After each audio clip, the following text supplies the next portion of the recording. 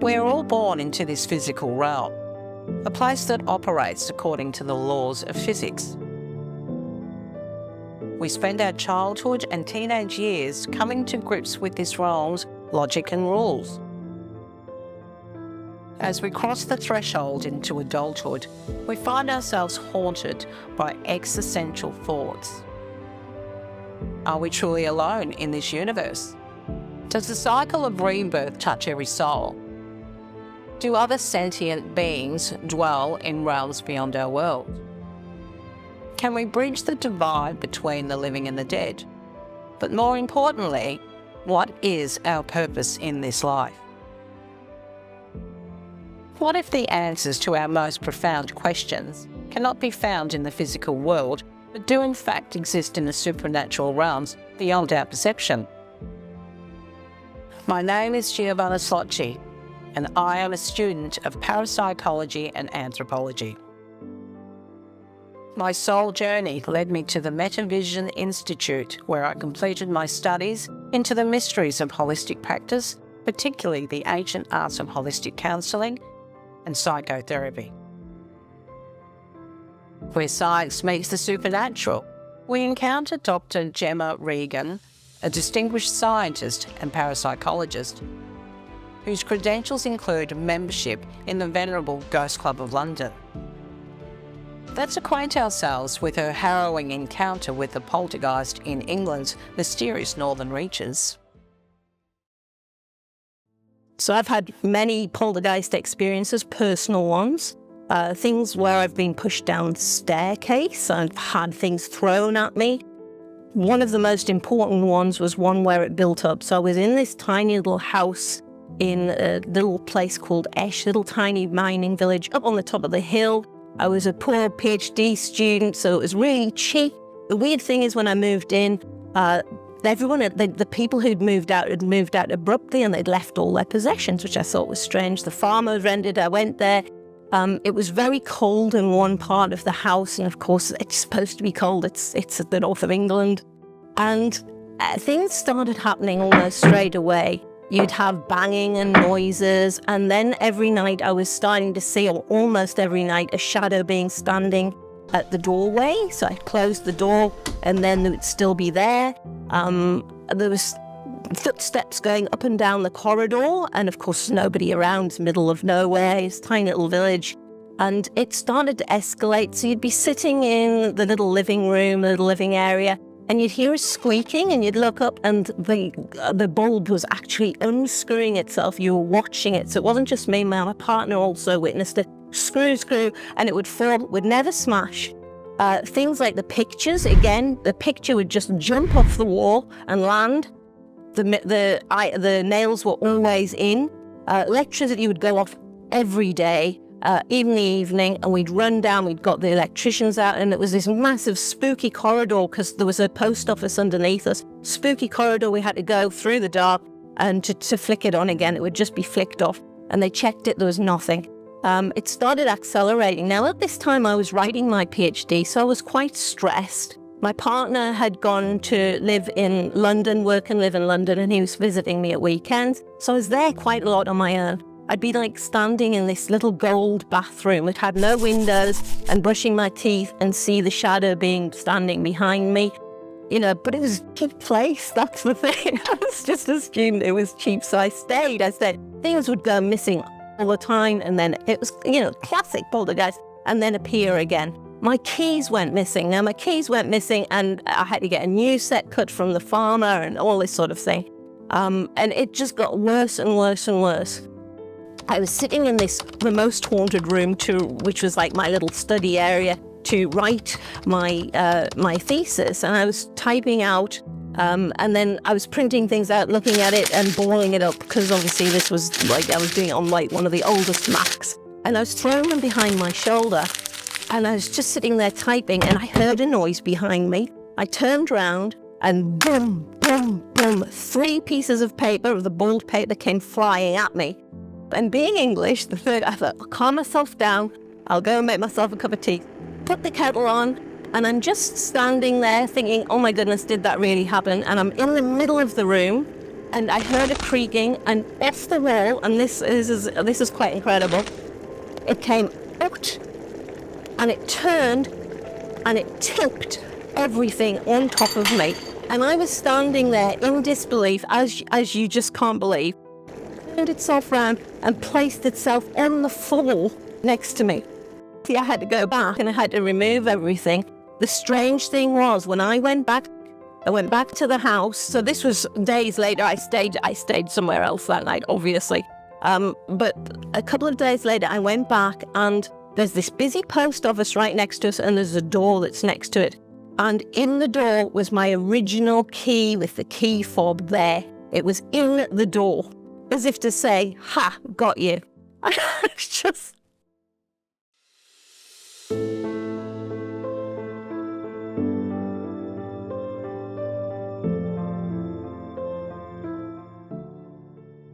The paranormal realm is believed to be the destination of the soul, or our consciousness, after physical death, an afterlife to many. As a space where mystical experiences occur, this realm of altered states of consciousness, spiritual insights, and direct encounters with a higher consciousness exists beyond the limitations of the physical world. Individuals may seek to access this realm to gain insights, healing, or personal growth by exploring their inner selves, confronting their fears and discovering deeper aspects of their psyche.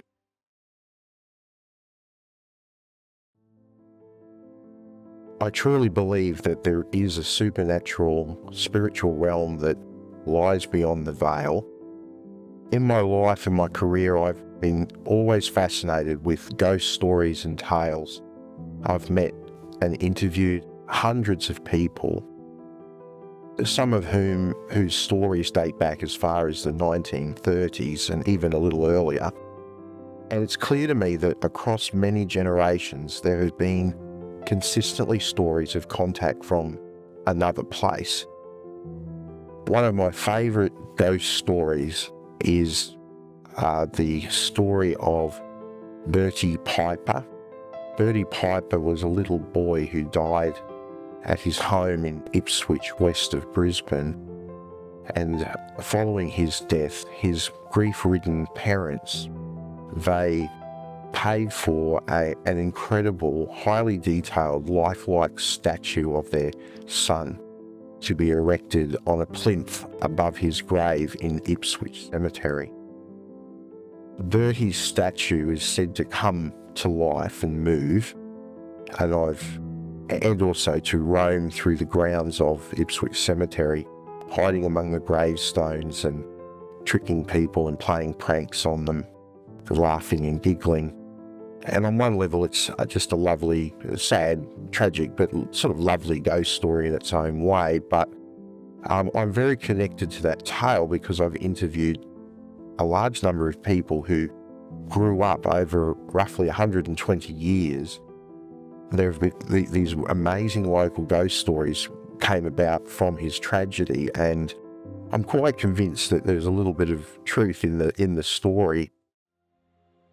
I think it's really beautiful that as physical beings, when someone that we deeply love passes over, I think it's really beautiful that we can have the opportunity, if we choose, to still feel their presence, to have a conversation with them. And yes, it might seem that you're doing that in your imagination, but I want you to understand that you are doing that in reality. Those energies step forward into the field very close to us, perhaps just beyond the veil, so that we can have that connection, so that we can start to understand that we're not alone, that we're never alone, and so that we can also start to understand that we are beings of energy. We're energy beings, and when we pass, we just simply return to energy. My connection with the paranormal realm and working as a funeral director, arranger, and embalmer is very unique, okay? Because the spiritual realm has made contact with me in a funeral home, in that setting, and privately. I have not taken anything home with me, but at work, I have had several experiences where the souls, and on a paranormal level, will connect with me because they feel safe knowing that I'm a psychic medium, knowing that I make contact with extraterrestrials and entities and beings. They feel very safe that they can open up with me, and there's a safe space. That's why they're able to come and go, because when I make contact with them, I open my heart and I have a very peaceful, loving, childlike Zen mind, beginner's mind. And I keep that mentality, and that way that this stream of contact stays open all the time. Is access to the paranormal realm and to our departed loved ones within our reach? Can we, as Andrew Radzowitz suggests, bridge the divide to the afterlife through pure, loving intent alone? Or should we consider Anne Alexson's perspective and wait until death, and at this time we will all shed our physical form and transition back to a non-physical plane of existence? Why not both?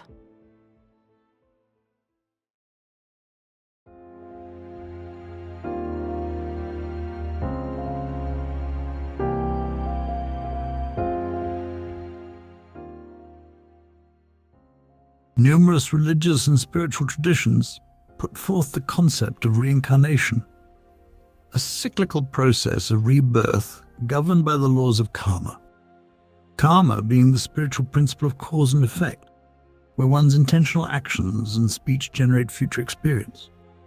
This theory intersects with the realm of the paranormal, as it frequently involves tapping into memories and experiences from past lives or encountering spiritual entities during varied states of consciousness.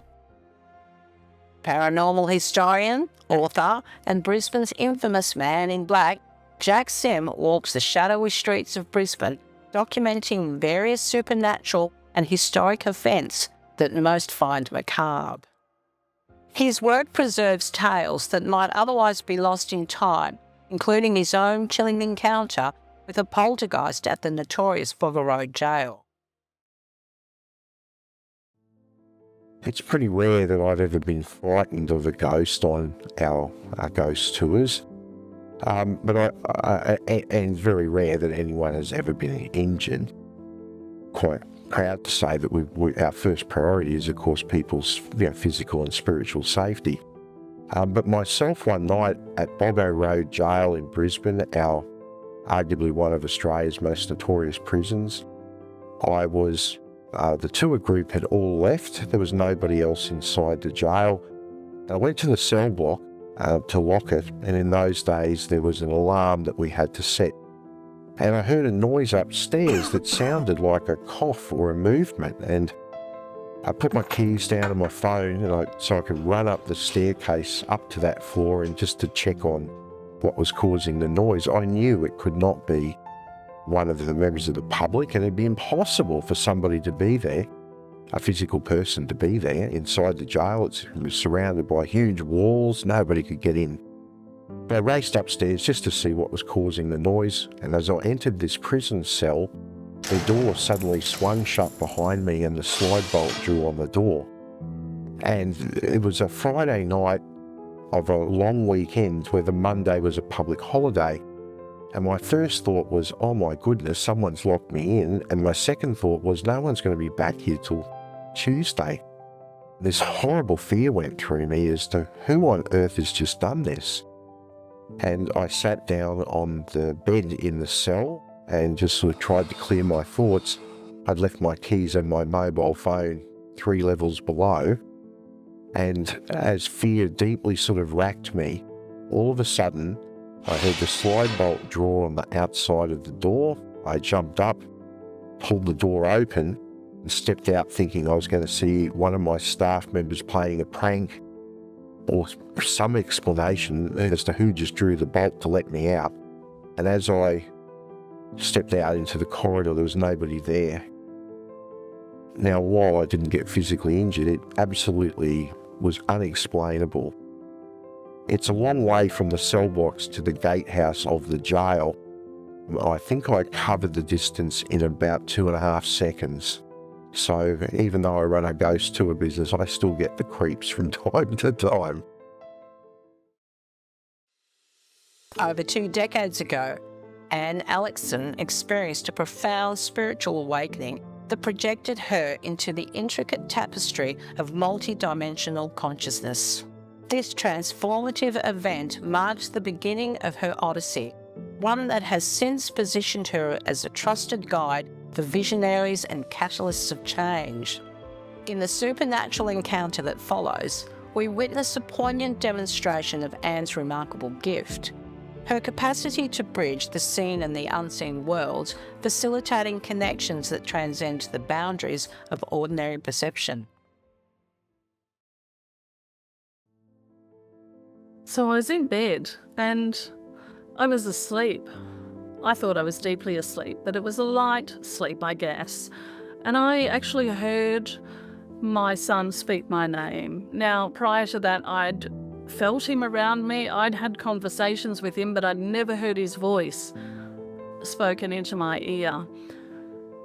And I had never heard him speak the word mum to me from the other side. And so within an instant, I woke up. And as I woke up, I realised that his energy presence was with me in that room, sitting at the end of my bed if I look into my third eye and look through that. And he told me that he wanted to talk to me about the book that I was writing. And he wanted to encourage me to share something that he was about to share with me. And so he explained to me, he showed me, he took me through the karma that we had, the karmic tie that we had, and the reason that he had passed at the age that he did, and the reason that he had left behind his beautiful wife and 2 sons, and how it related to the sexual trauma that I experienced as a young girl, 8-year-old girl, and how, because I hadn't healed that trauma throughout his upbringing, that he was karmically obliged, I guess is really the expression that he used, karmically obliged to hold on to that trauma in his own way, and then to repeat that trauma in his own unique way by leaving his sons without their father. And it was an incredibly profound moment of, for me, realizing how very, very important it is for each and every one of us, and certainly for myself, to heal our trauma. Karmic generational debt is defined as unresolved traumas, destructive patterns, and spiritual wounds from ancestors that create an energetic inheritance that manifests as recurring challenges in descendants' lives. The invisible burden can appear as repeating cycles of addiction, relationship issues, illness, or unexplained difficulties that persist across generations until someone becomes conscious enough to recognize and heal these inherited patterns, breaking the cycle for future family members.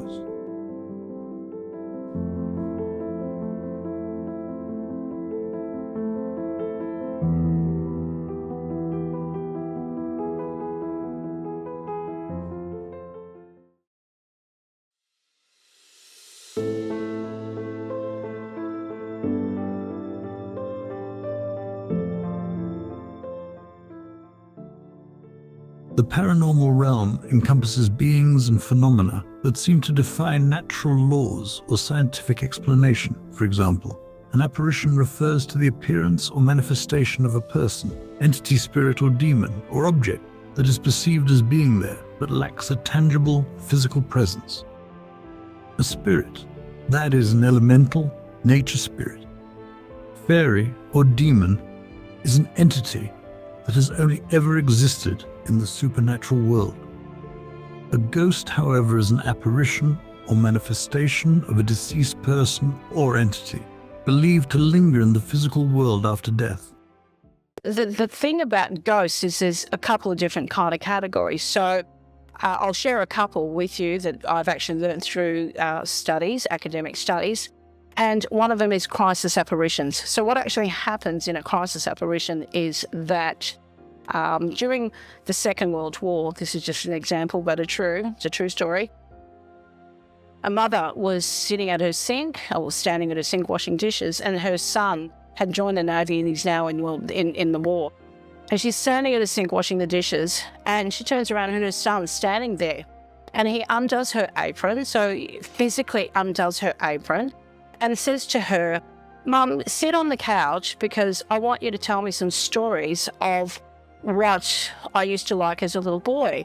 So in her confusion, because she knows he's not supposed to be there, she sits down and he sits on her lap, but she couldn't feel any weight. And then as she's telling her story, or the story that the boy had asked for, she can see that his uniform is actually changing from a navy blue to a white. And by the time she's finished the story, he's gone. So she knew he'd been killed. Now, what's the interesting part of this story is that when the son was found in the water along with his comrades, their navy blue uniforms had indeed just faded to white because of the salt water.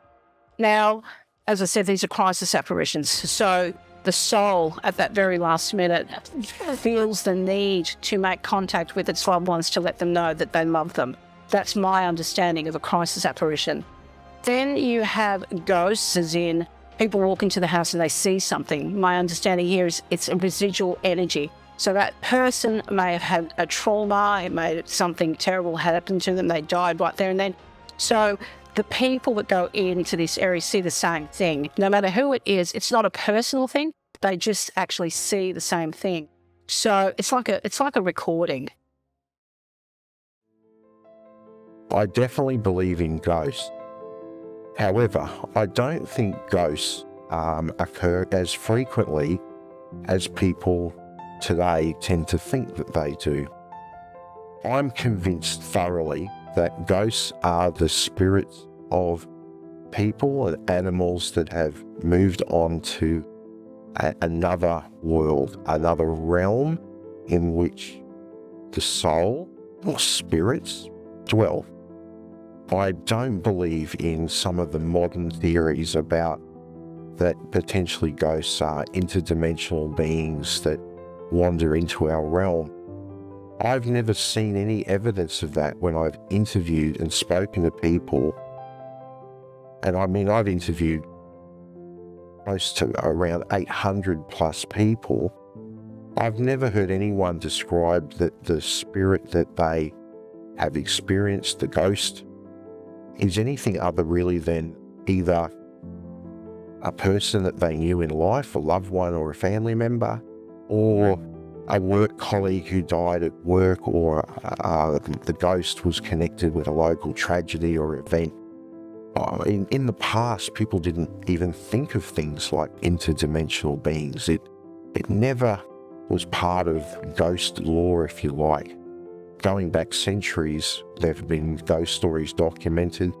Some of the oldest ghost stories are literally thousands of years old.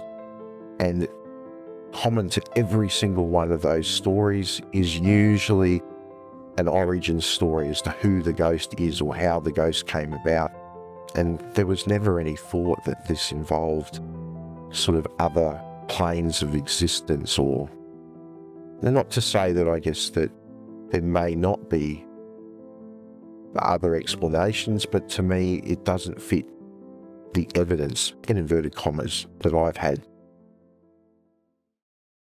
I don't per se have such as a spirit guide as some people would have, like psychics often refer to an angel or something like that.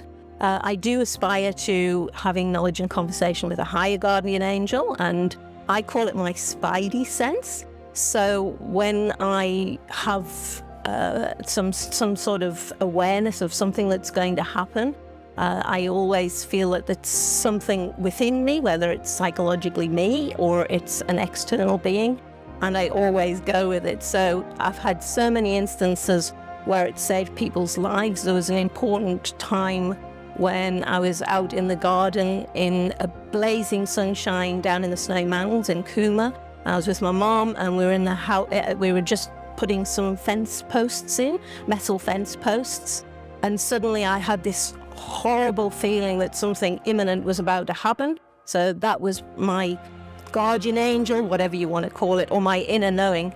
And immediately I screamed that we had to dash into the house.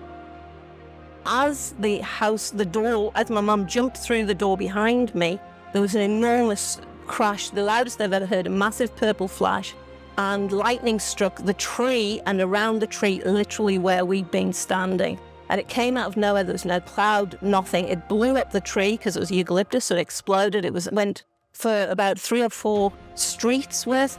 Everyone else's electricity went out. We were on the front page of the Kuma Monero Post because it was a major incident, and then the thunderstorm actually appeared and started raining.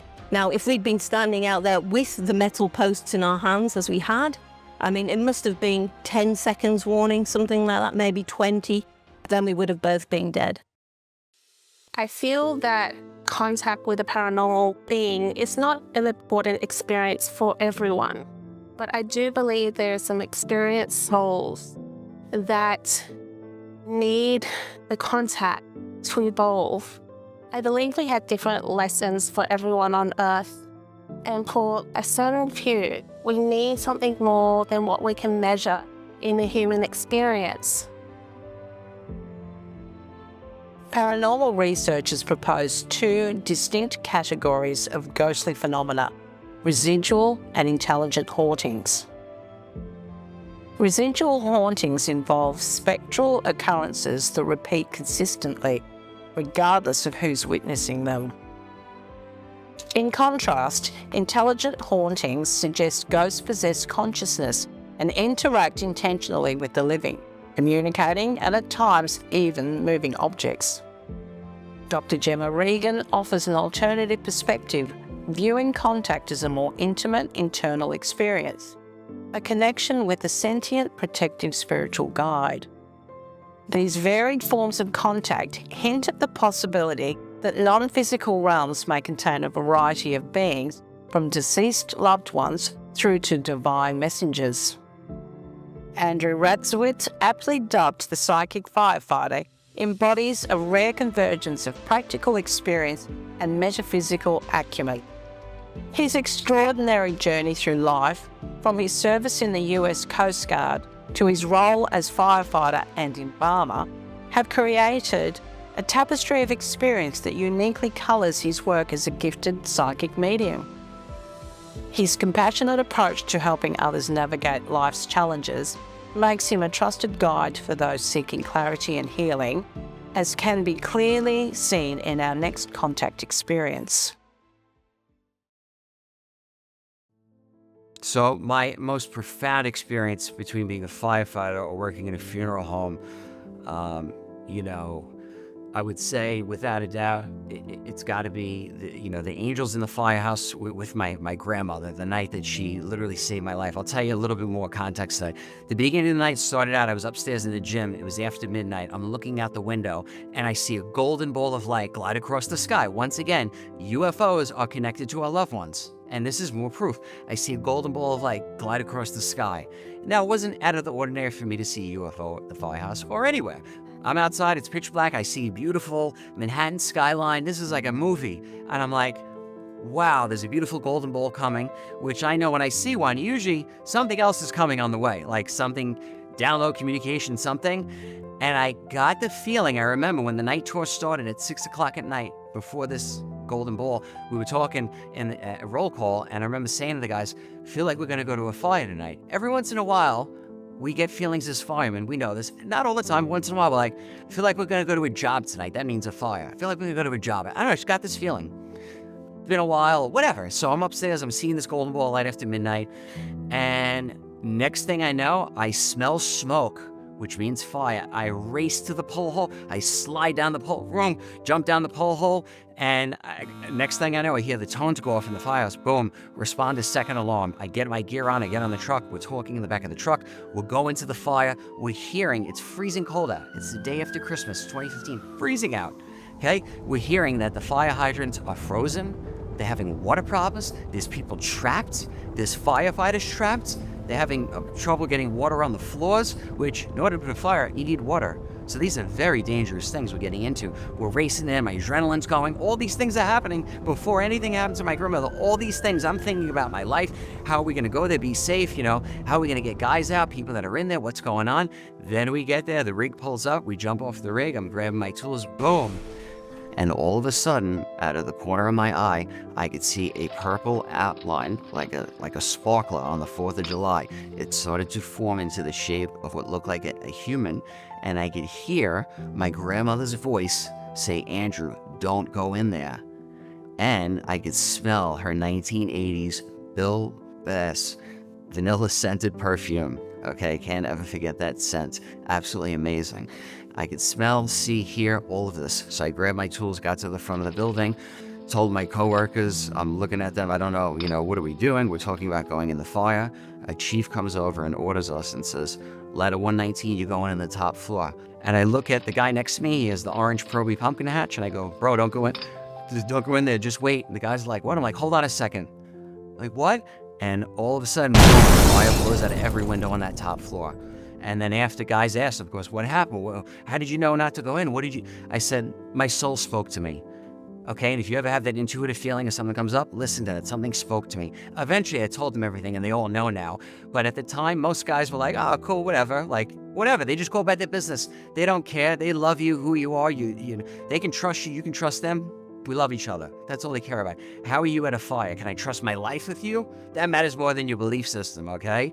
That's when we're getting down to life. And who is ever in that building, I don't care what color they are, race they are, I'm going to that building to save your life. I don't care what Democrat, Republican, we don't care. We go in to take care of business and to save life. In my view, a poltergeist is different from a regular ghost in the sense that they often don't seem to reveal themselves in the sense of that there is a spirit that you can see. It tends to be more that they manifest themselves by action. So they'll pull the curtains, they'll turn on and off the lights, they'll move objects, they'll rearrange the furniture, they'll move the knives and forks, they'll rattle the drawers, they'll do sort of things to make you aware that there's someone present or something present, but they rarely actually could turn into an identifiable human shape or form. An experience that I read about with poltergeist comes from a professor. His name's Lyle Watson, and he was quite big in and around the 80s. He was a physicist, a scientist. Anyway, needless to say, he had a lot of credentials behind him. And he talks about going to Indonesia, and he walked into a situation where he was asked to come to check out poltergeist activity in this particular house. What he found was a married couple, 2 children, and the wife's younger sister, who was 18, was actually living with them. So he sat at the table, the salt shakers lifted themselves and smashed themselves up against walls, and he just witnessed all this amazing energy. And then when he kind of scratched the surface, realised that that energy had come basically from the wife, the tension that was building up in the house between her husband and the 18-year-old younger sister actually manifested itself in a physical thing operating in that house. Yet everybody was just sitting there as if nothing was going on, but that repression of that energy, jealousy, whatever you want to call it, it did have the ability to manifest the energy. It was manifested as a physical thing that caused a lot of damage in the house. That's, my understanding of how a poltergeist can actually operate. Another incident that's more recent and up here in Brisbane is I moved into a small old Queenslander that was on stilts up here in Chelmer. And as soon as I got there, I knew there was something there. It felt very strange. But again, I didn't mention it to anybody at first. But the back room, I had this impression that there was an old man who was still residing there. And again, you walked in and you felt really uncomfortable. It was like walking through treacle. As soon as you went into that room, we never used that room. And I piled all my kids into one tiny room because I didn't want to put them in that room because it was so weird. And I didn't think much of it, but again, things started happening. You'd start to hear footsteps along the corridor outside the bedroom. I'd see the shadow being yet again. And this was not just myself that was experiencing it, but my kids who were staying there, or my partner's son as well. He had some experiences of strange things that you just couldn't place.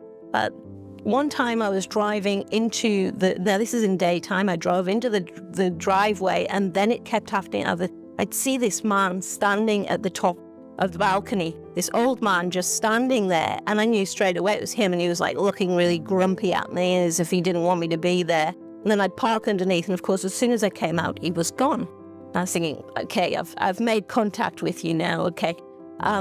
Then things started to accelerate again. One time the children were locked out of the house, and it's those big old wooden doors.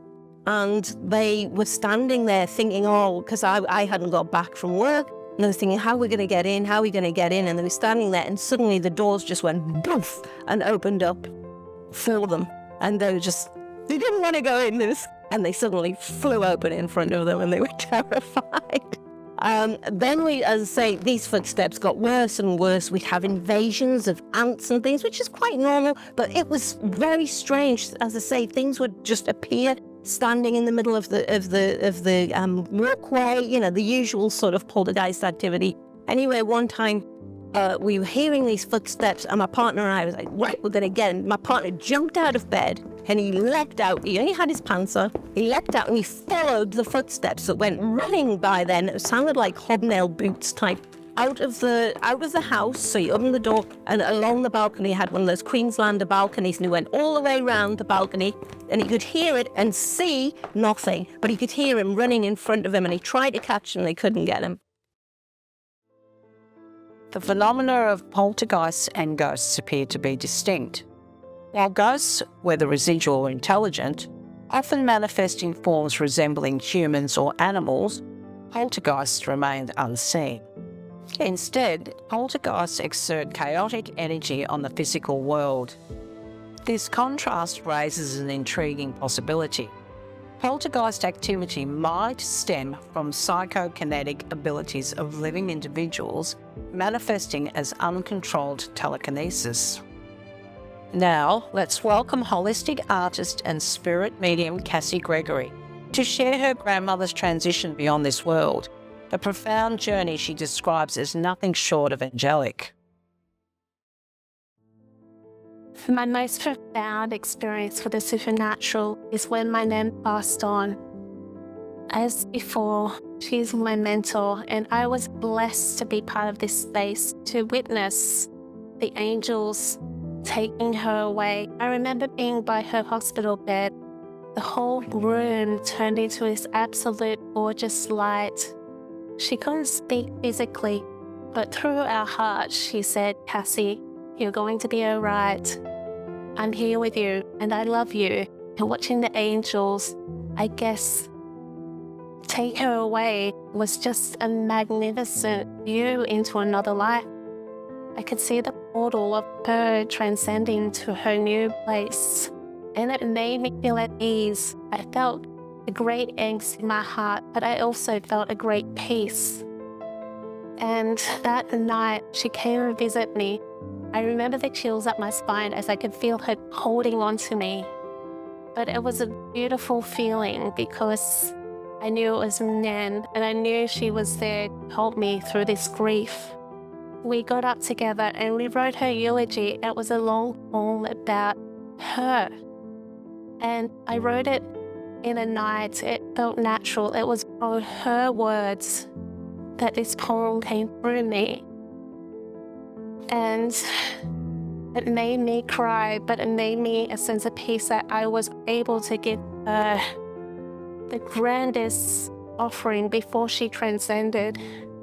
And it also gave a lot of relief and peace to my family when I read it aloud.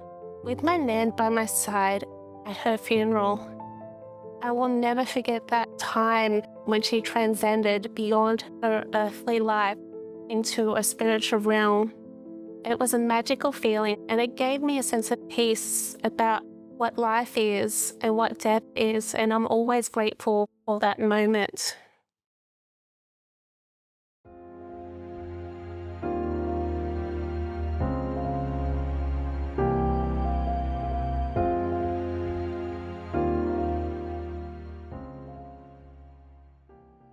While the ultimate destination is heaven for all souls, there can sometimes be a transitional period before fully crossing over. This delay occurs when a soul doubts its own worthiness to enter heaven based on past actions or beliefs instilled on earth through various teachings and philosophies. The soul must come to an inner realization and acceptance that it is indeed deserving of heaven's embrace before it can complete its transition and find eternal peace there. It's important to distinguish between the soul and the spirit. The soul encompasses our personality, individual traits, and sense of self, which can sometimes be self-centered or egocentric. In contrast, the spirit, also known as the higher self, represents our connection and line of communication with a higher divine force or God. The spirit transcends the confines of the soul and opens us to a life imbued with mercy, grace, and spiritual enlightenment. It is often referred to as God's spark of life imbued within us.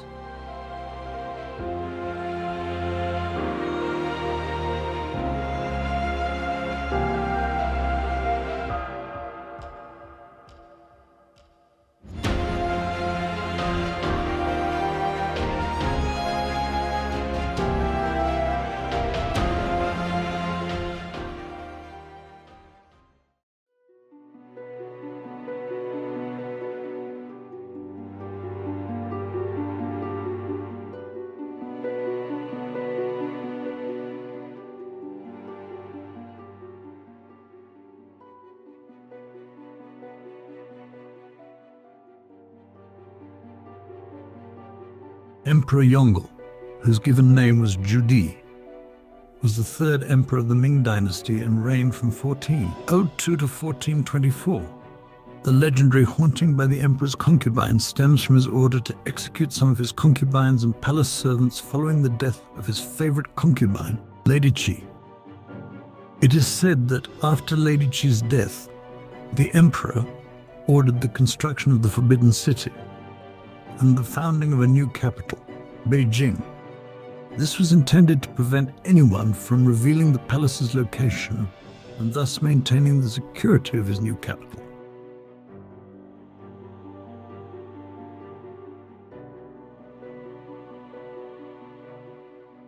Dating back to the 14th century, Glamis Castle in Scotland is renowned for several legends and ghost stories. The most famous one revolving around the Lady of Glamis, aka the Grey Lady. According to the legend, this lady, who was either a daughter or sister of the castle's owners, was imprisoned in a secret chamber within the castle. The circumstances surrounding her confinement are unclear, but in one version, it is suggested that she had a disfigurement or deformity that led her family to keep her hidden from public view. In another, a punishment due to her defiance was dealt to the lady.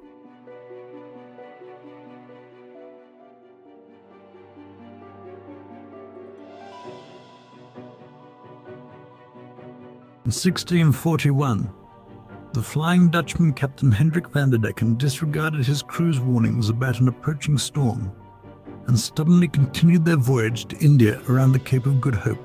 This decision tragically led to the deaths of all aboard.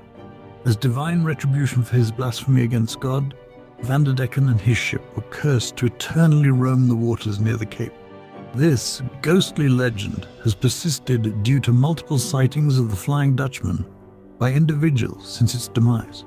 The most renowned sighting occurred in July 1881 when the young King George V and other crew members of the HMS Bacante spotted the phantom ship off their port side before watching it disappear into the horizon.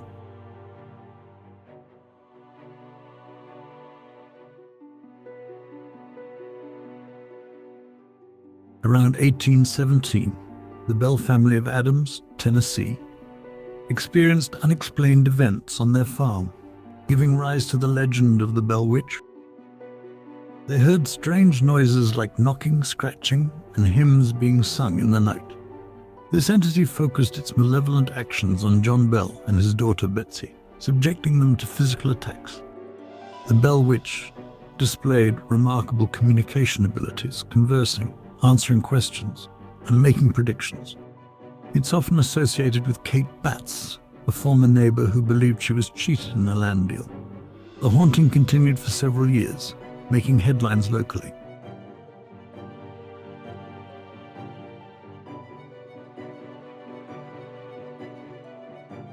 The Mothman sightings in the late 1960s around Point Pleasant, West Virginia, involved eerie encounters with a supernatural creature. Witnesses described the Mothman as a tall, winged being with glowing red eyes, often likened to a humanoid figure with bird-like or moth-like characteristics. These sightings began in November 1966, when two young couples encountered the creature near an abandoned munitions factory in Point Pleasant. They noted its red, glowing eyes and its ability to swiftly fly. More sightings followed, often accompanied by strange events like mysterious lights, electrical disturbances, and unusual sounds. Now, residing in the majestic snowy mountains of New South Wales in Australia, Dr. Gemma Regan found herself immersed in a series of inexplicable phenomena. What follows is her personal account of the events that unfolded in this remote and rugged landscape, where the veil between the mundane and the extraordinary seemed to grow thin. This is another really unusual experience I've had with poltergeist phenomenon. I was living in the snowy mountains, and there was strange things happening in the house all the time. Very normal, seeing shadow beings, that sort of thing. Quite normal for me. However, things would happen in the middle of the night that was really unusual. I had an upstairs bedroom, and there was a big window. And I would have these visions first that there was something coming in through the window and sitting on the end of the bed. Now, then it became real. So I'd be getting up, going to the toilet, and I'd just be sitting there. And sitting on the end of the bed was a little man who was about this tall. He looked a bit like a leprechaun style one. He was always wearing the same clothes and staring. He would never interact with me. Now, obviously, I just assumed that I was having some sort of paragogic experience or something like that. But it was something that seemed real. It really seemed that real. So I just didn't mention it. Now, I had little kids at the time, and one of my daughters used to come in and sleep in the middle of the bed.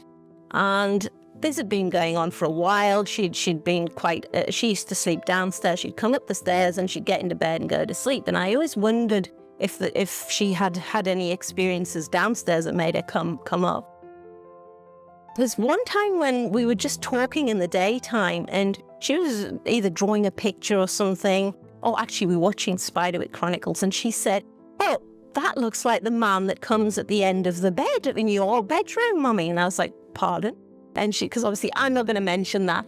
And she said, "It looks just like the little man." And she said that he used to, when she'd come and sleep, she used to come and sleep in the bed so she could actually see this little man. And he would take her out of the bedroom and walk around the house and show her things and talk about things. Now, she wasn't quite clear on what it was that she was seeing and talking about, 2 or 3, but she said she used to have fun. So she used to come upstairs to see this man. Now, he'd never really interacted with me, he'd smile at me and sort of look knowingly, but that was an interesting one because obviously I've never mentioned anything about the paranormal or anything strange to my kids, but that was a really strange one in Cooma.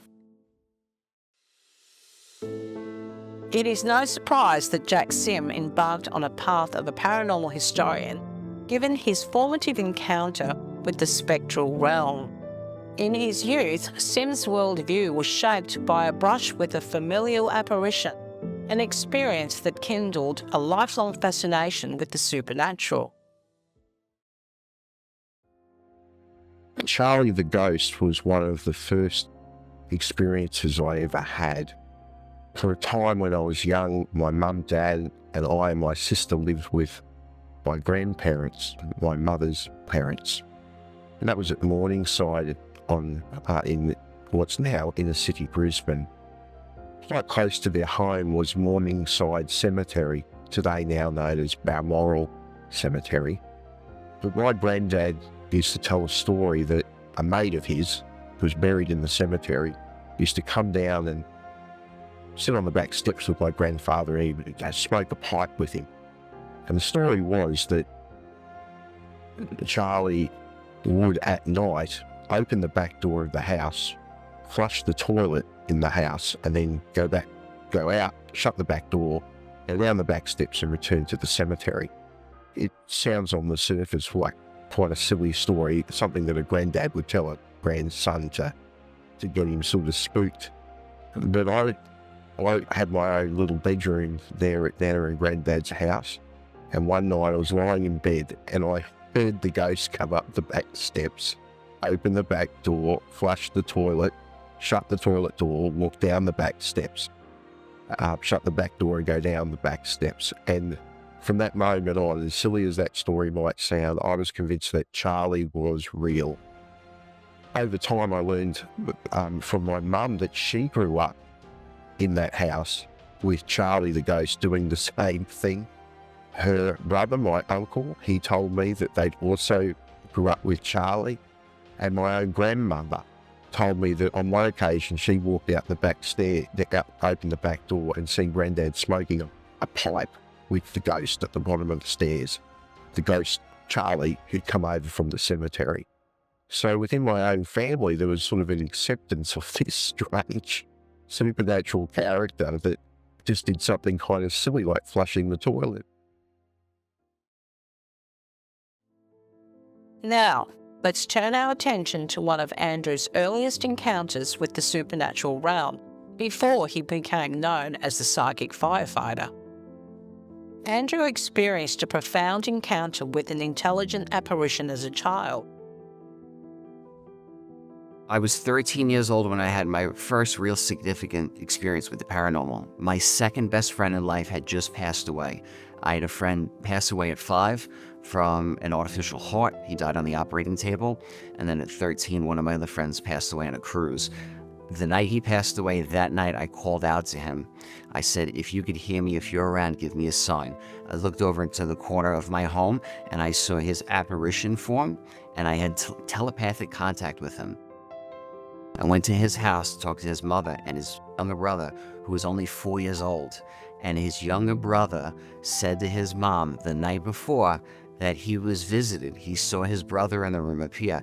But this little child did not know that his brother had passed yet.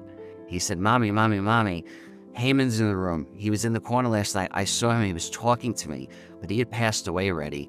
And his mom did not relay that to his younger brother because it was very upsetting. This just happened. So when I heard that I had that and he had that, I knew something was going on with this paranormal thing where people that are loved, connected to each other, whether you're relatives or not, you can have contact from multiple locations, doesn't matter what country or town you're in, you can all still have the connection that you have here on Earth. There's an expression, as above, so below. As you have a good relationship here, you take that to above and beyond into the afterlife. Paranormal entities, be they poltergeists, shadow figures, or ghosts, occasionally appear to establish multi-generational connections within families. This phenomenon is exemplified in the contact experiences of Jack Sim and Dr. Gemma Regan with Charlie the Ghost and the Leprechaun respectively. Conversely, for Andrew, the tragic loss of two friends in his youth seemingly unlocked an ability to perceive otherworldly realms and initiate contact with beings. These pivotal events not only instilled in him a passion for living life to its fullest, but also ignited a profound curiosity about the nature of existence beyond death.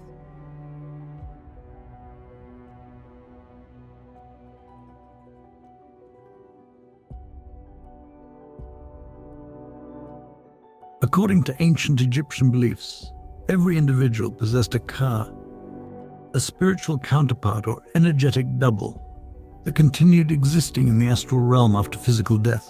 This astral realm was not conceptualized merely as a passive afterlife state, but rather an active plane where souls underwent a judgment process that could potentially lead to rebirth into a new existence.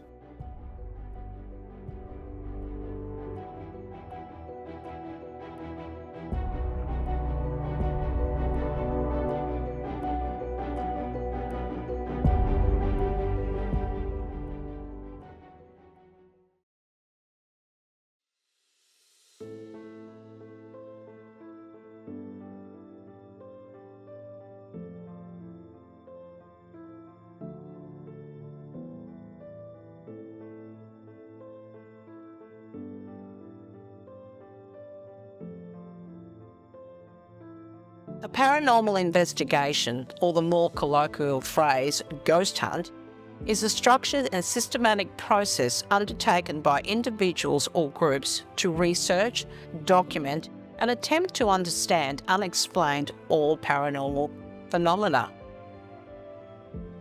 Paranormal investigators typically employ a variety of techniques, tools, and methods in their pursuit of understanding the mysterious. Investigations can be conducted by amateurs, paranormal research organisations, or professional investigators who specialise in the field. What is the process that most paranormal investigators follow? They interview witnesses, collect historical data, and assess the location to determine the nature and frequency of incidents. Investigators research the history of the location to uncover any events or circumstances that might be linked to the reported paranormal activity. This historical context can provide insights into any events. They then gather evidence using a range of equipment to capture paranormal activity. The list of equipment may include electromagnetic field detectors, infrared thermometers, motion sensors, spirit boxes, audio recorders, and video cameras to document anomalies. An environmental condition analysis may be performed to capture fluctuations in temperature, humidity, and electromagnetic fields, as fluctuations in these factors are sometimes associated with paranormal experiences. Most modern-day investigators involve psychics, mediums, or sensitive individuals who claim to have the ability to perceive or communicate with paranormal entities. After the investigation, all collected data and evidence are reviewed and analyzed to identify patterns, anomalies, or unexplained occurrences. The most important tool in a paranormal investigator's toolkit is, however, their critical thinking, their ability to rule out natural explanations for reported incidents. This includes considering psychological, environmental, and perceptual factors that may contribute to people's experiences. Finally, a report is generated and presented to the property owner or person that requested the investigation.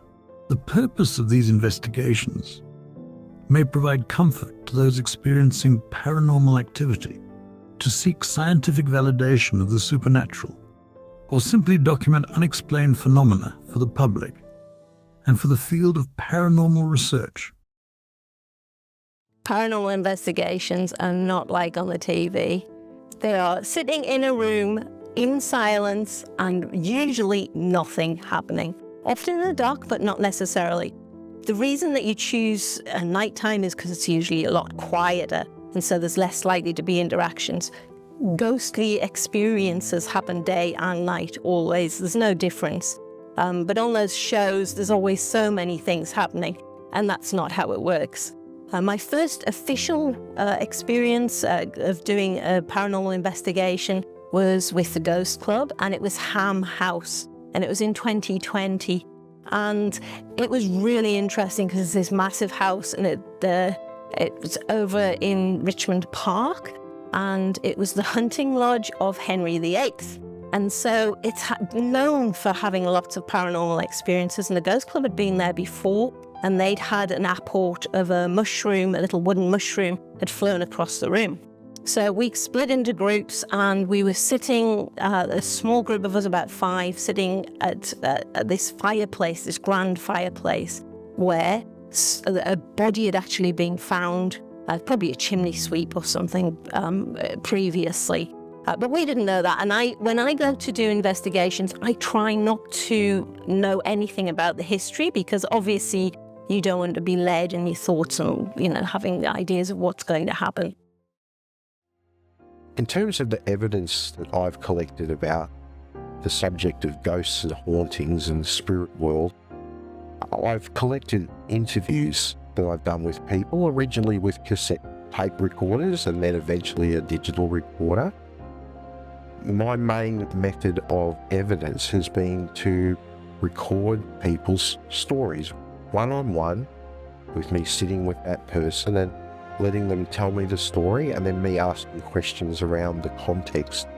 I have always done this in a non-judgmental way, and the aim was to preserve the history behind their experience and the exact nature of their experience.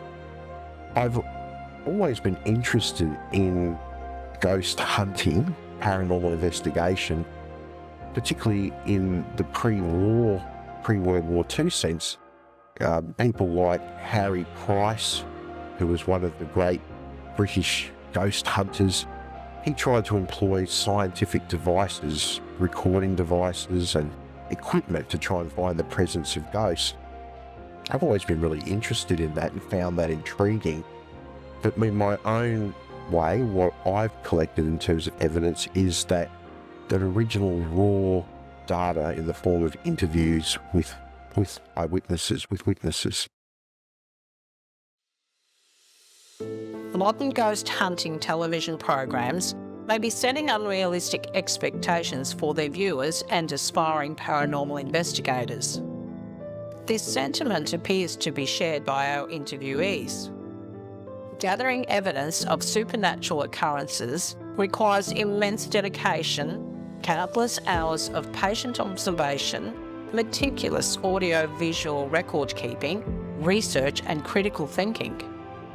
As mentioned earlier, a common theme in supernatural encounters is the strong connection between the living and their ancestors, and how these bonds can transcend the barrier between the physical and the non-physical realms. This phenomenon is clearly demonstrated in our next account of Andrew's experience with his presidential predecessor. So when I was on the beach living in Brighton Beach, I'm related to John Tyler, the 10th President of the United States. So a lot of times when I have paranormal experiences, I will see entities, I will see literally other ex-presidents. So I saw the outline, I saw the face one night of Abraham Lincoln on the beach, and I took a picture of it, and I passed it on. Well, it ended up being written about in the New York Post that I see Abe Lincoln. I want to be very clear. I saw the outline of a photo, okay, it looked like Abe Lincoln's face, so I took a picture of that. However, I am related to John Tyler, who is the 10th President of the United States, and I have had contact with him in spiritual form over the years. I had that mostly in my adult life, okay? I was told as a kid that I was related to this person, but I didn't know much about them. When I was around 18, I had my first contact with him because I called out proactively and said, if you can communicate, come through and show me a sign and tell me something important, give me something substantial. And he expressed to me that to trust my heart, go on the path, live the life I want, serve my country, which I did decide to do. I joined the U.S. Coast Guard, and it was a great experience that I had. And I feel that I was driven and motivated to do that because of my connection to my relative, who as well had served this country way back when he was president. Even before then, he was a captain of a big war that they had. So I have a big, strong military background in my family here on Earth, and even beyond, they guide me.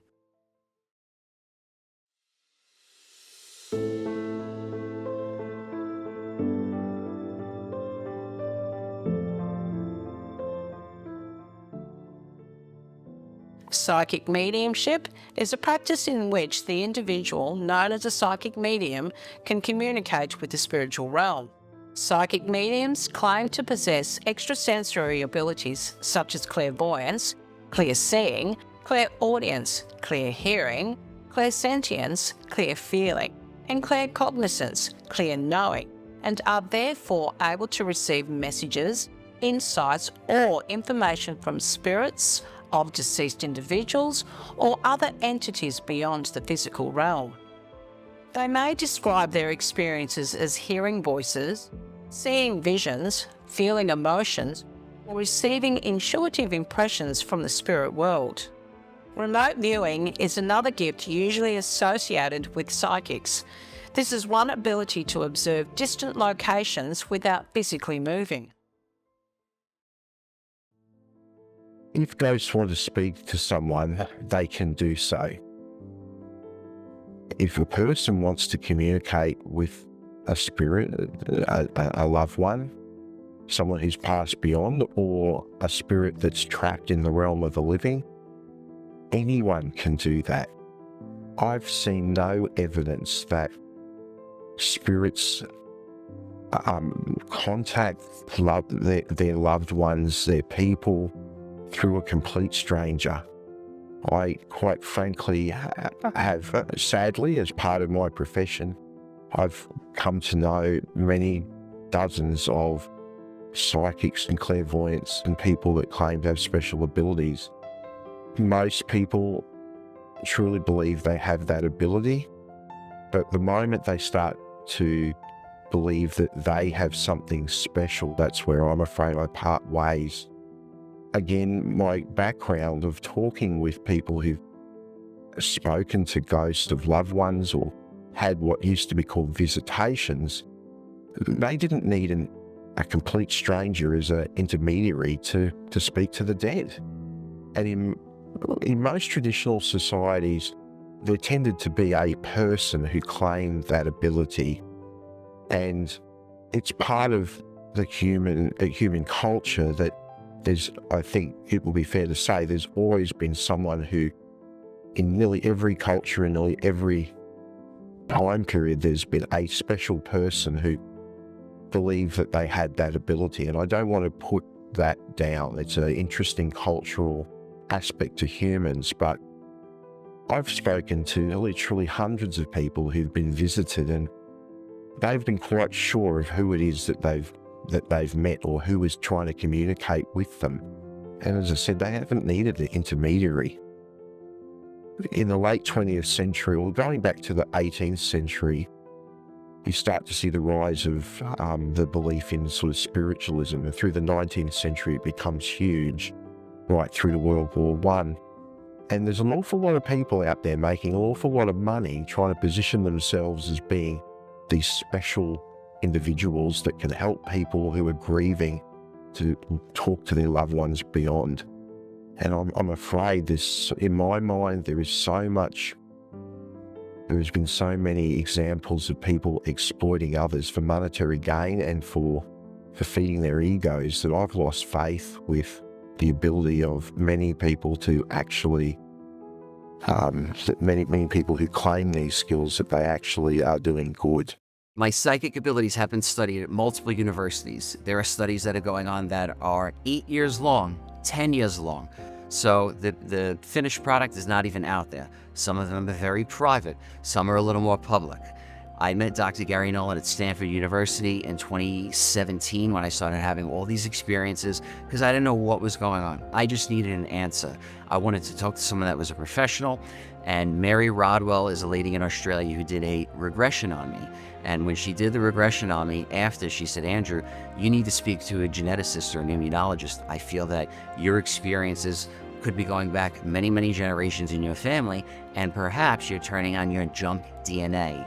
Going and getting studied at multiple universities, including Dr. Gary Nolan, that was discussed with me that somehow our junk DNA might be getting turned on through out-of-body experience, near-death experience, meditation.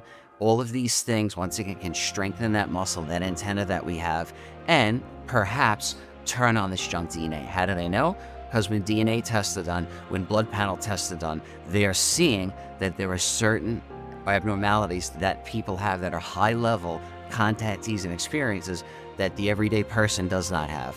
And some people are Rh negative blood. That is another thing too that I noticed with a lot of contactees and experiences.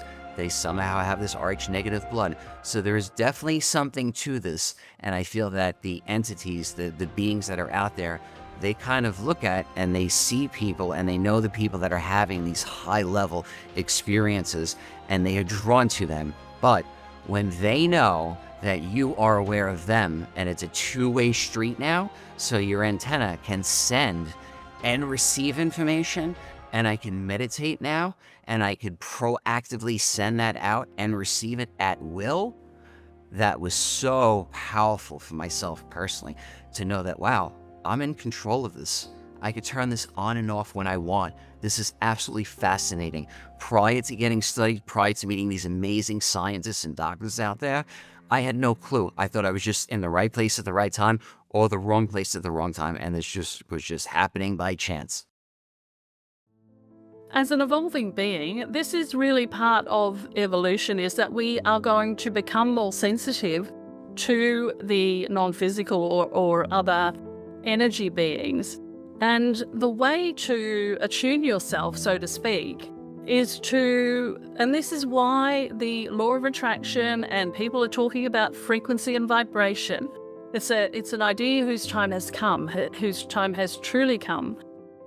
Because the way that you connect with the non-physical, in whatever shape or form it shows up for you, the way that you connect with that is to become self-aware, and then in becoming self-aware, become interested in and start the habit of raising your energy frequency or energy signature or your essence, that part of you that is still connected to all that is, or connected to source or soul or God or whatever you want to call it.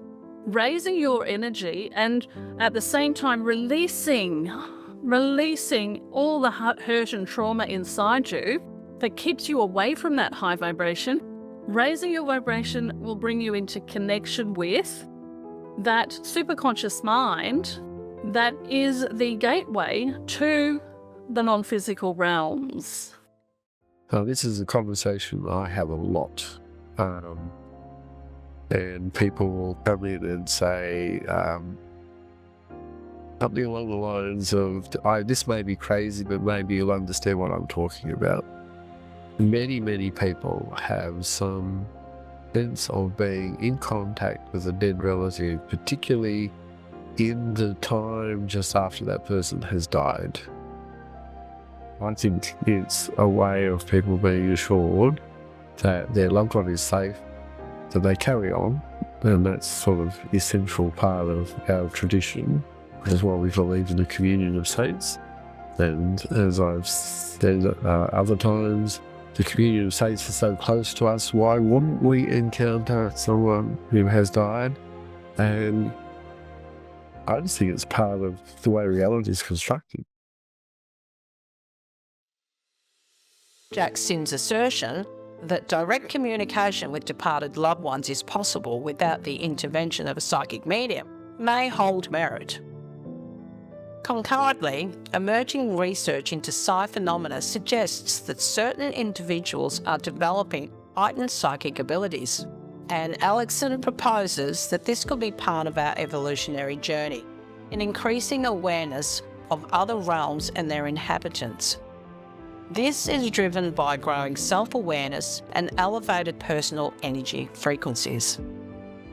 It's crucial to remember, as Dr. Peter Catt emphasises, that if you do identify with these changes, it doesn't mean you're crazy. Practitioners of psychic mediumship typically offer their services across a diverse array of settings, ranging from intimate one-on-one consultations to expansive group seances, paranormal inquiries, and public gatherings.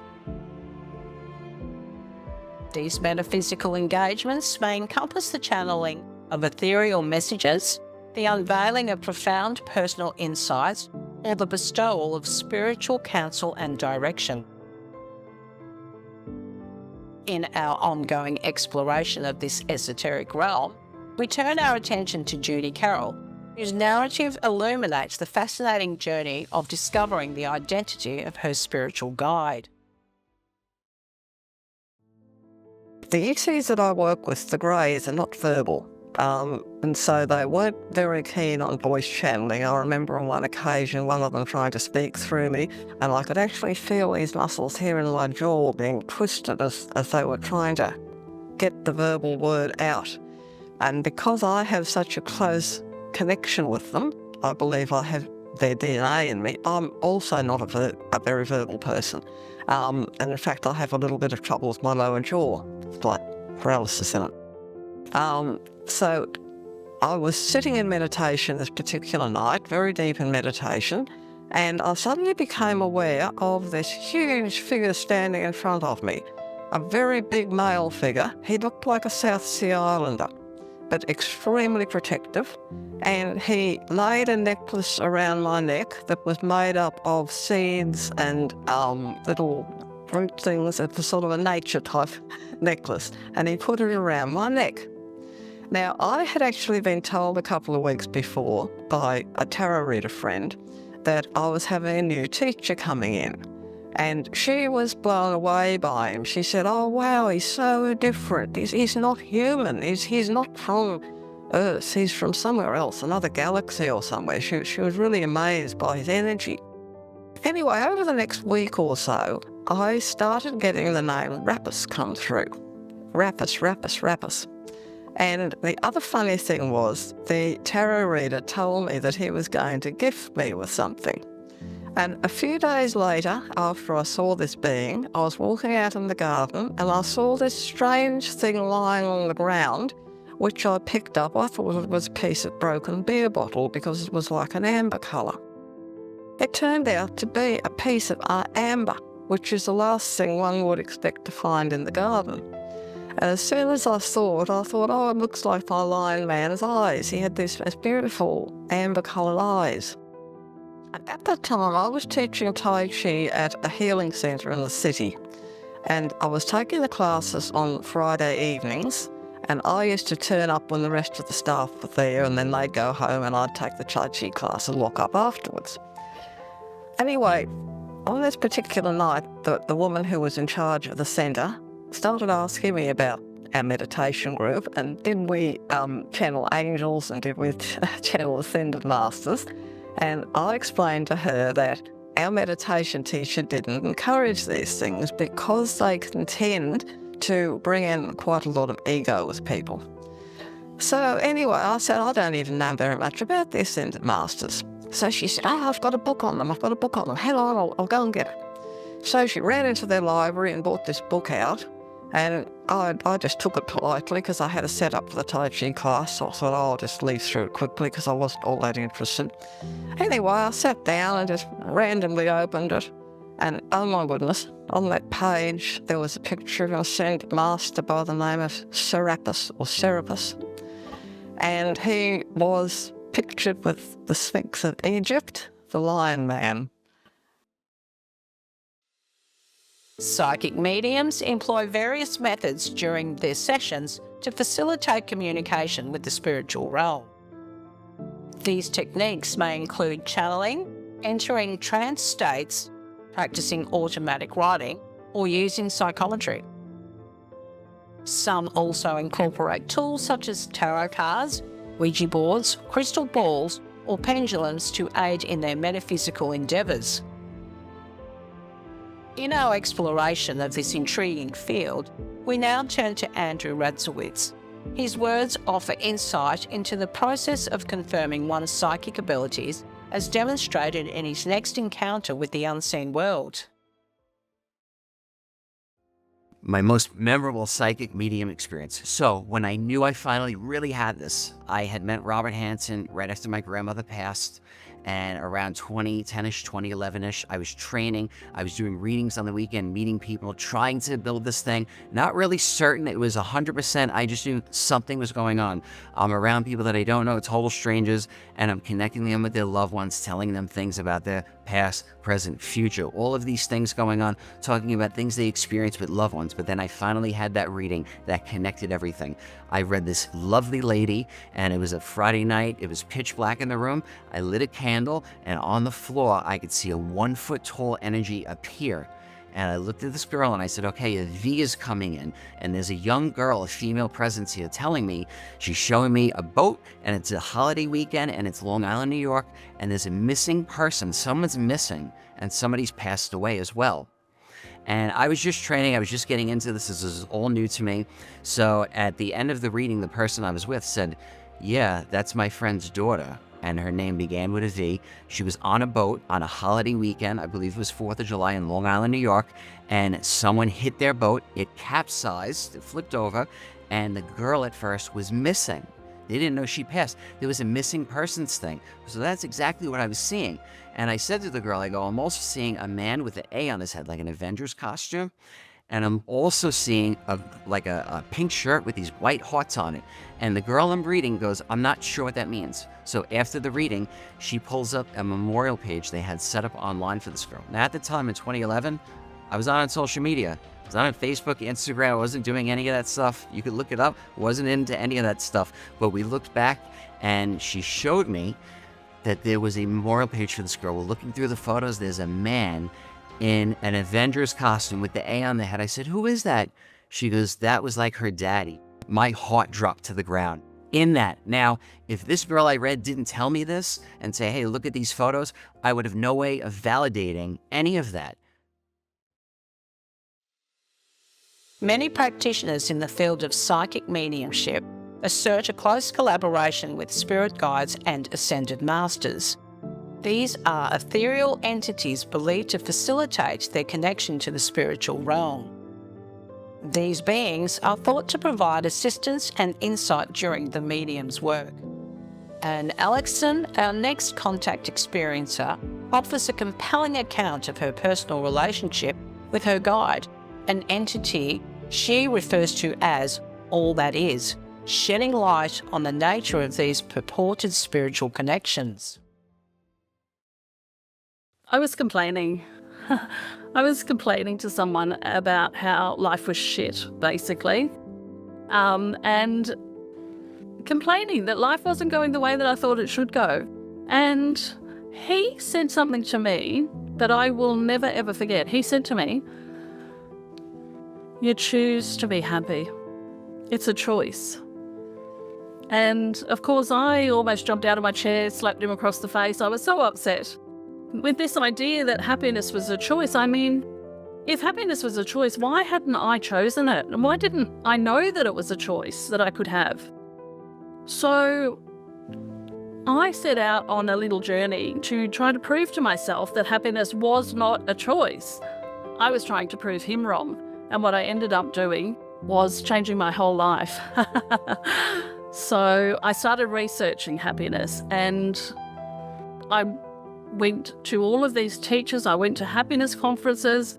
I read every book I could on happiness, and there were a lot around at the time. And one of the things that they all said, every single one of them said, if you want to be happy, meditate. And so I started meditating, and I couldn't do it the way they kept telling me to do it, so I just decided I was going to sit and breathe and count my breaths backwards so that my mind was busy, because I had a very busy mind.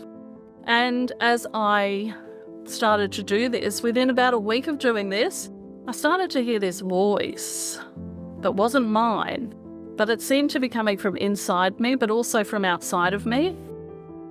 It was very strange to me, and the voice was saying to me every single time, we are all that is, all that was, and all that ever will be. And that's all they said. Every time I came into meditation, that's what happened. And then, of course, I thought, well, what on earth is going on here? Am I going mad? Do I need to call the mental hospital and check myself in? And then I coincidentally came across some people who did this thing called channeling. And I started the journey into finding out what that was all about, and starting to recognize that this voice that seemed to be inside me but also outside of me, that would speak to me every time I went to meditate, was wanting to communicate with me and to share some information with me. And most important to me at the time to help me have a better life, to help me understand that there was something more I was here to do, and to tell me what that was. And so that was my very first spiritual experience, and everything has unfolded since then. Individuals often turn to psychic mediums in the hopes of establishing contact with departed loved ones, seeking solace, resolution, or direction in their lives. However, the spiritual realm may communicate in more subtle ways, presenting unexpected signs or symbols in one's everyday path. These manifestations can take various forms, from finding a feather to a common coin. In my own case, my encounter with the mystical took a unique form. My experience revolves around the discovery of a marked rock within a vast Aboriginal site. My find illustrates how spiritual messages may appear in diverse and culturally significant contexts. I was at Carnarvon Gorge a couple of years ago, and I just had this amazing experience. And this is me trying to demonstrate that so many amazing things actually happen because you're open, or I'm open, to all the possibilities. And this sort of thing just keeps on happening. And on this occasion, we actually went to Carnarvon Gorge, and you have to cross 7 river crossings to get to some of these sacred sites, the Indigenous sacred sites. And one in particular was, I'm not too sure if this is appropriate, but the vagina wall.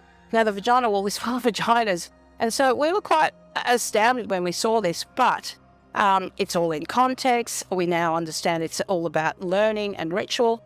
However, when we were walking back, now this is 5 Ks that we had to walk back through these river crossings, and anyway, there was a gentleman that was rock hopping in front of me, so I decided to stop and let him go first because I wanted to get my momentum to cross this river. And while I was standing on this rock, I looked down and I see something, and I pick it up, and it's a rock, and it's actually got a carving on it. And I look at it and I think to myself, this is actually really important. This is not something that you find every day. This has actually got a carving on it. And I know well enough to know that sometimes carvings in Aboriginal rocks is normally a call to ritual, or it's a call to something. So in the past they were given these rocks, and it meant it's time to go to country to learn something. So I hung onto the rock, and we walked another 4 kilometres out of the gorge, and he was sitting at the entrance, which was also our exit, was an Indigenous gentleman, and he was having a cigarette. And I looked at him, and he looked at me. Well, he looked at me first, and I went up to him and I said, I think I found something. And he goes, I know you found something. I said, I think it's really important. And he goes, yes, it is really important what you found. And so I handed it to him, and he then said, please come into, because he was actually one of the rangers. He said, please come into the office because I'd like to share this information with you. So we went into the office, and there was a big poster of this wall, the wall where all the vaginas were. And he said, this is our traditional way of teaching the children about sexual education. So what you've got here is a call to country for children to come and learn about, how things happen in that time of their development. So the fact that I had found this rock, as I said, 4 kilometres and 7 river crossings, it's nothing short of extraordinary. But he knew, I knew, and I knew that something like that can't leave country anyway. So, but he was waiting for me. He was actually waiting for me because he knew. How he knew, I really don't know. But I think it's, very, very cool that we were able to have that exchange.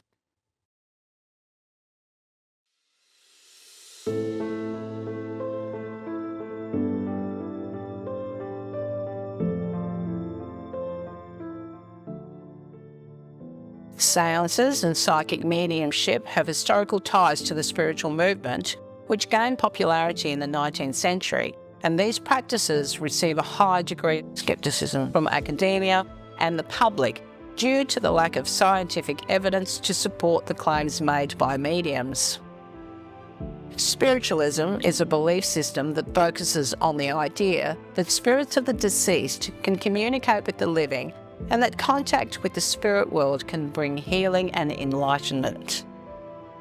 A seance is the central ritual of spiritualism and has provided people with the opportunity to gain access to the spirit world through a psychic medium within a supportive group setting. Critics argue that many mediums are in fact mentalists, able to cold read their subjects. Seances are an excellent tool to use for communication. So it's a good way of channeling the energy of the group and focusing it in one place to try and make communication with whatever it actually is that you're trying to communicate with, whether it be a ghost or a spirit, whatever you label it. I've done them many places. It's a common thing to do in a haunted place. So I've done them in Chillingham Castle. I spent 3 nights staying in the most haunted castle in the most haunted rooms a few years ago and absolutely loved it and did seances and things. Very rare that anything happens. Very rare because I'm very particular with what happens, so you have to control the environment. So that's the thing, as a scientist, you want it controlled. So you want to make sure that the people you're working with you trust, and you have to also consider the idiomotive movements. So everybody has a little shake or whatever, and so you're trying to ignore those sorts of things. Also, the power of the mind is very strong, as you say with Psi. You can actually be trying to move the planchette to describe something that you're thinking. So you may go somewhere where you've heard of the blue boy, and so you want to spell out, who is it? And automatically everybody's thinking, well, we'll go to B, we'll go to L. And so you've got to try and control for those sorts of things. So seance is fun. I've never had any evidence. I've had things spell out and things like that, but I've never found anything that I would think was credible enough to consider as evidence. But it's a good way of breaking the ice. I have participated in a seance once before. I did it in Scotland in an old castle. It was absolutely one of the most fantastic experiences I've ever had. We all sat round a table, a circular table, holding hands, and as the medium channeled a spirit and the table rose in the room, other things that happened were that there was the face of a spirit appeared behind the medium, a trumpet blew, and a hand appeared on the shoulder of the lady next to me as well, and a hand come up out of the table as well and grabbed hold of one of the people. The seance I attended was a recreation of a Victorian era fake seance, and it was absolutely fantastic. These were all effects that were employed in the 19th century to create the impression that the person was speaking with the dead.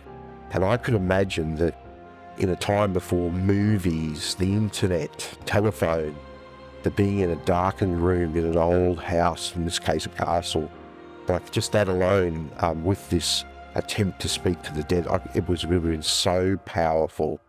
I just enjoyed it because it was wonderful to have such a wonderful historic experience. In terms of attending a real seance though, I've always kind of avoided it. I have been around Ouija boards before and even used the Ouija board myself.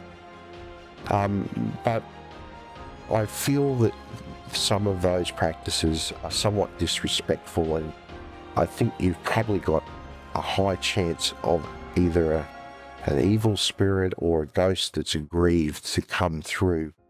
And so I've always tended to avoid those things. I will not be involved in a seance. I feel it's like inviting strangers to your home. But in that sense, I have been part of a spiritual circle. where I invite the people and their energies to be together as a gathering. And I feel that there is a big difference of me as an individual being involved in the supernatural world than a gathering of a lot of like-minded individuals who are also on a spiritual path. I feel like this high vibe energy was like opening a new dimension. It's like a light feeling of love and light, and I feel like the spiritual veil is very opened when you're with a gathering of these sort of people. And I found my spiritual nature was reawakened, and I feel that there is a lot of good that comes to be in a safe space if you can gather with like-minded people. And I feel that a lot of my foresight, a lot of my connection with spirit was like drinking water. It was just available for me. So I believe as a collective, we can open a lot more of the veil to witness this paranormal as one. The practice of seances elicits contrasting viewpoints among our experts. Dr. Gemma Regan advocates for seances, describing them as effective tools for channeling and focusing energy, facilitating communication between our physical realm and the non-physical world. In stark contrast, Jack Sim cautions against this practice, advising viewers to steer clear of seances and their associated paraphernalia. The interpretation of these opposing perspectives is left to our discretion.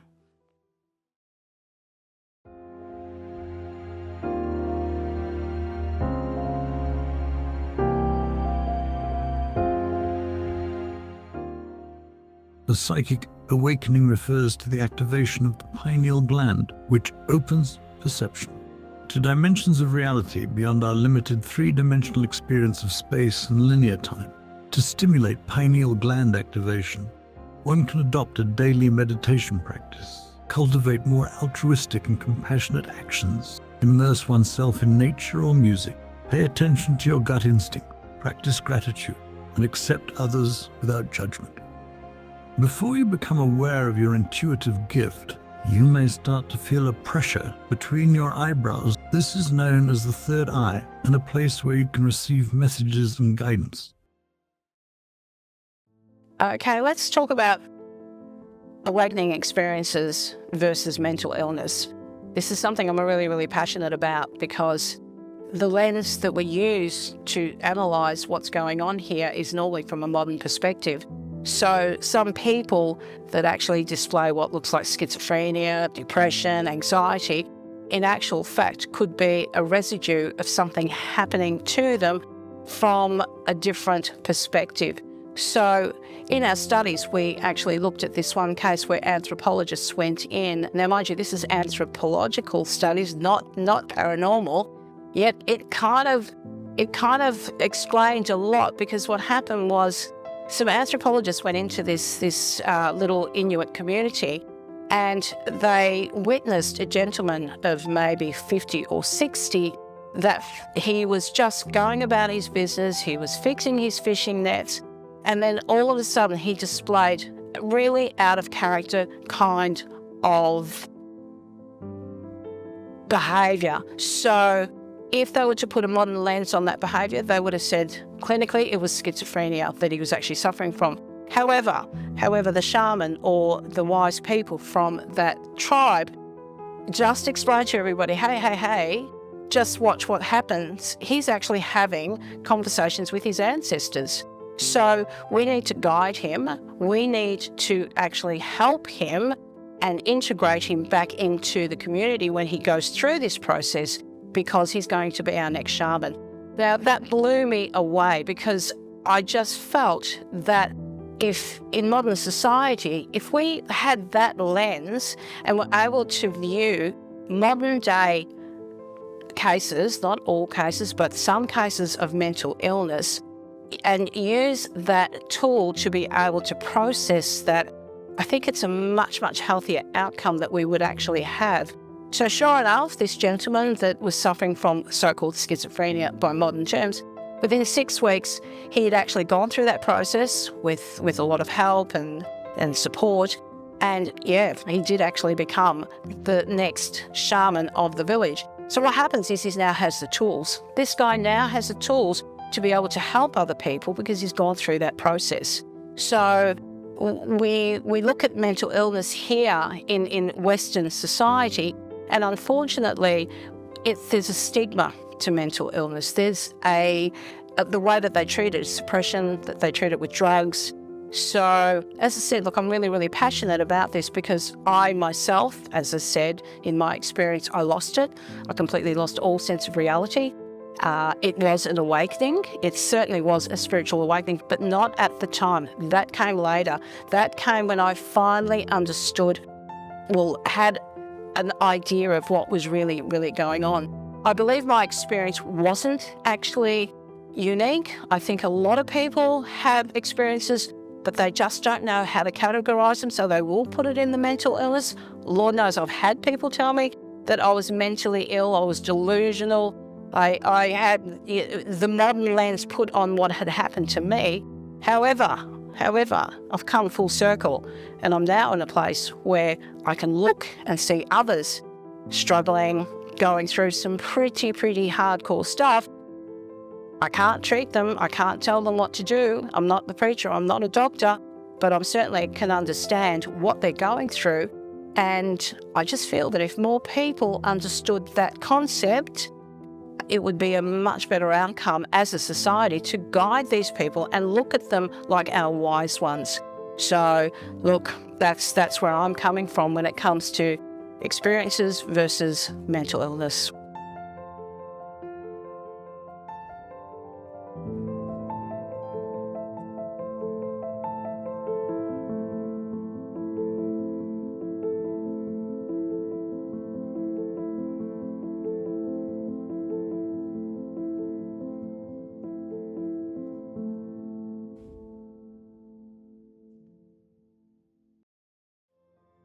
A poll carried out by the Institut Public de Sondage d'Opinion Secteur, a multinational market research and consulting firm, in October 2019 found that 46% of 1,005 US adults interviewed online believed that ghosts were real, 36% relegated them to mythical status, and 18% were unsure if they did or did not exist. The same poll revealed that only 32% believed that aliens who visited Earth were real, 41% determining that they were not real.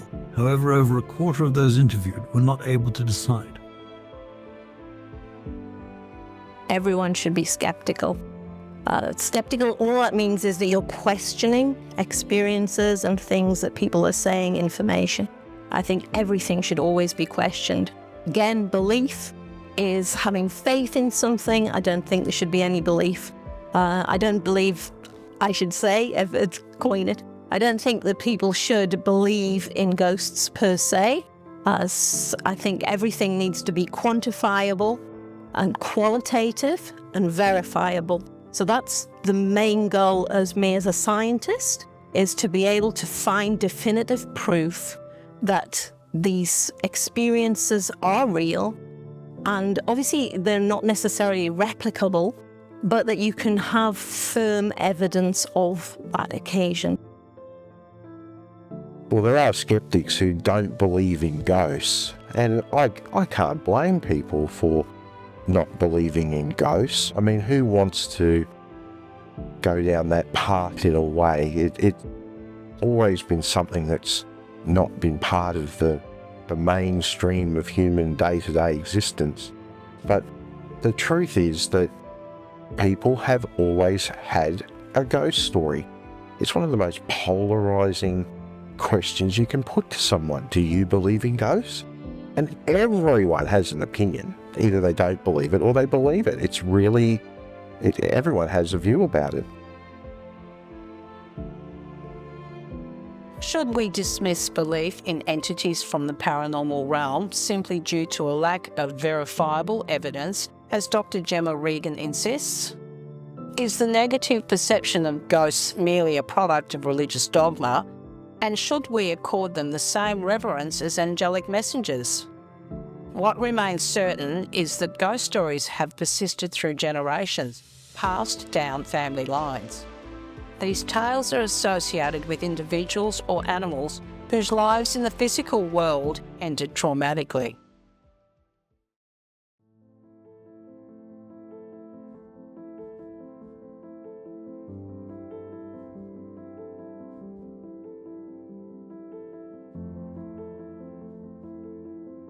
The spirit world is much more simple than what I think most people think it to be. Humanity has created complicated religions about morality and the hereafter and what happens to your soul. And in reality, what I've learned is that it's much more simple. You just need to live a good life, be kind to others, not exploit people. And at the end of the day, when your time comes, we'll all end up together in a realm, unless we've done something wrong, in which case the punishment is quite severe. And that's what I made my business out of, telling the stories of those who are left behind. So try and live a good life. I feel that you need to find someone that you trust, who can walk into the other world with you and offer advice, or even just listen to you when you have your experiences, to walk with you, to help you grounded in this reality. Because we are a human living a human experience, but we can transcend the ordinary. The most important thing with the paranormal spiritual realm is to make sure, number one, that you are safe. And I'm not talking about putting a golden bowl of light around you. The safety begins with how you train, okay? Like a person, like I talked about before, preparing for a baseball game, or a guy at the firehouse getting ready to go to a fire, or a cop going out to prepare for anything. You're not walking around with your gun out. That's last resort. You do all the training, all the things to work on yourself to prepare so you don't get into a dangerous situation. With this paranormal stuff, the people that you have around you, I personally don't like to go and do any of this stuff with anyone. Why? Because you have too many different energies around, and if they're not in a good space, you can pick up things from the people you're with. I am more worried about the people that I'm with around me than the souls that are out there in the universe. The spiritual paranormal realm, well, there's definitely something. There really is something. So open your mind to it, try meditating, remove all paradigms that you have, ideas of what you've been brought up with to experience, and just get out there and try and make contact. Because the more people who are doing it in reality, the more likely we are that we're going to actually get some evidence. There's something happening, but we just don't know what.